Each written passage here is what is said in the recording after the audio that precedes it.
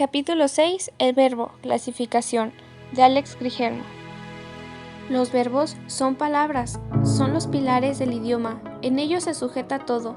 Sin el verbo, el idioma sería un conjunto de interjecciones, gritos de aviso, sustantivos inconexos. Además, los verbos saben contarnos en qué momento ocurren las cosas, en el pasado, el presente o futuro, y han sido entrenados para relativizar su propia información y así contarnos cuándo sucedió algo en relación con otra cosa que hubiera sucedido, estuviese sucediendo o se previera que pudiese suceder. También han conseguido informarnos al instante sobre la persona o personas que mueven los hilos de la acción, de la transformación, del ser o del estar. Continuando con la morfología verbal. En los verbos tenemos partes descomponibles, partes distintas que contribuyen a crear significados y crean muchas partes diminutas, como en un rompecabezas, pero todos se reducen a dos grandes grupos: la raíz, que es la parte invariable de un verbo. La desinencia es la parte añadida a la raíz para precisar el tiempo, la persona y el número. Al hecho de formar un verbo con estos elementos se le denomina conjugar. Cuando conjugamos los verbos se ordena todo lo que tocan, pues conocemos el tiempo y la persona de la oración. Los verbos en español forman tres grupos que funcionan de igual manera entre sí. El primer grupo termina en ar, el segundo grupo termina en er, el tercer grupo termina en ir. Siguiendo con tipos de verbos, hay verbos auxiliares y verbos plenos. En los verbos plenos hay copulativos, predicativos, transitivos e intransitivos, pronominales y reflexivos e impersonales. Los verbos auxiliares son haber y ser. Haber tiene muchísimo trabajo en el idioma porque se ha dedicado a los tiempos compuestos, ha dejado de tener sentido propio, salvo cuando lo usamos para una oración impersonal. Hay, había, habrá. Conjugar el verbo haber conduce a la melancolía, lo que pudo ser y lo que no es. Ser. La frecuencia de su uso resulta inconmensurable. Ser se ha convertido en un comodín, una especie de pronombre de los verbos que se pueden emplear para cientos, miles de oraciones distintas.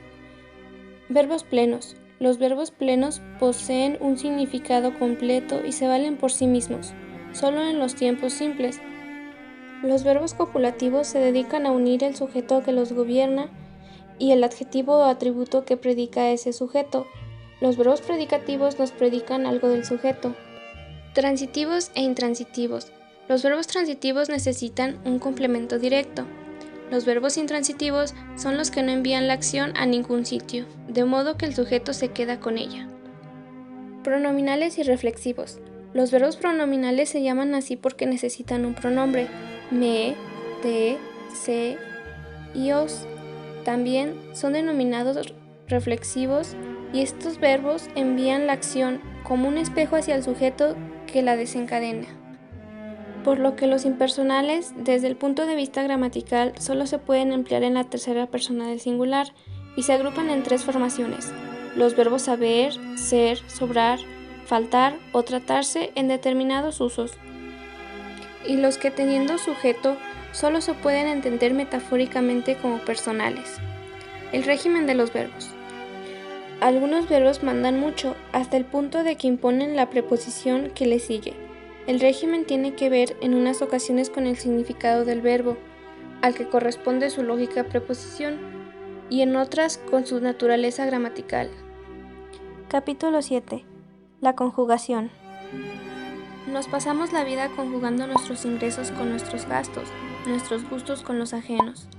Los verbos también lo hacen, se conjugan consigo mismos para establecer unos rasgos comunes y agruparse según ellos.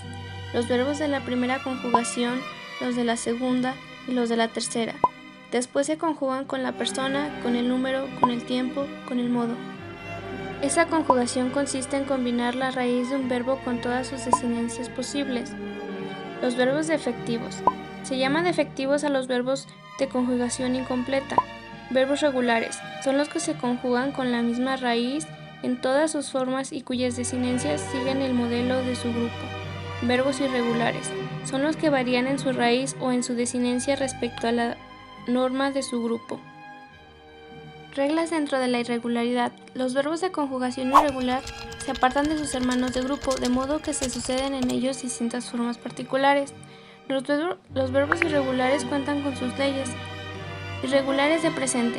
Un verbo que es irregular en la primera persona del presente de indicativo deberá serlo también en el presente subjuntivo. Irregulares de pretérito. Un verbo que es irregular en la tercera persona del pretérito perfecto simple de indicativo arrastrará al pretérito imperfecto de subjuntivo al futuro imperfecto de subjuntivo. Irregulares de futuro. Un verbo que es irregular en el futuro de indicativo arrastra consigo al condicional. El número verbal. El número en el verbo está impuesto por el sujeto que desempeña la acción. La persona. Las personas gramaticales suman 3, la primera, la segunda y la tercera. La primera persona se pone en marcha cuando la acción la realiza quien habla. La segunda persona se utiliza cuando se encarga de la acción de la persona, animal o cosa que escucha, ya sea en singular o en plural. La tercera persona se usa cuando la acción es realizada por una persona, animal o cosa distinta de las que mantienen el diálogo. La voz.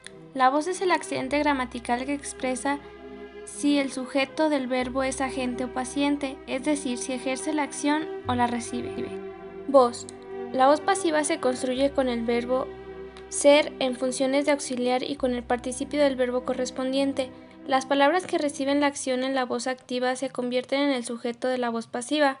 La voz activa constituye la forma natural de hablar en español y se basa en el uso de los tiempos naturales de los verbos. El modo. El modo del verbo guarda relación con la manera de ver el mundo a cargo de quien habla o escribe. El modo indicativo es la expresión de la realidad, tanto si se refiere al presente como si concierne al pasado o al futuro.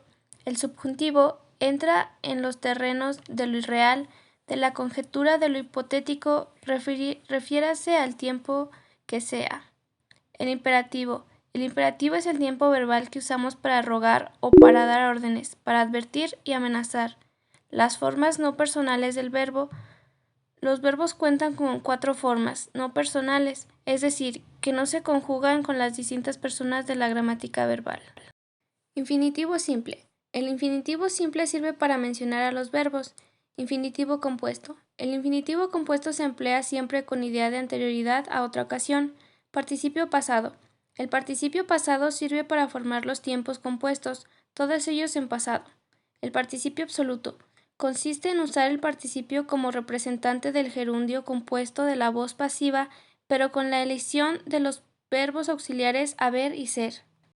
Participio presente. Acaba siempre en las letras NTE, a las que preceden la raíz verbal y una vocal de enlace. Gerundio simple. Se encarga de mostrar algo que dura y dura y dura, es decir, una acción durativa, que transcurre sin que se determinen gramaticalmente su principio ni su final. Gerundio compuesto. Como sucede con el infinitivo, el gerundio simple tiene su reflejo en las formas compuestas y se forma naturalmente con el gerundio del verbo haber. Las perífrasis verbales. Las perífrasis se basan en combinar 2 formas verbales que funcionan como un solo verbo. Las construcciones perifrásticas se pueden clasificar así. Las locuciones verbales. Un locutor ejecuta una locución para lo cual se dedica a pronunciar una serie de palabras con cierta coherencia.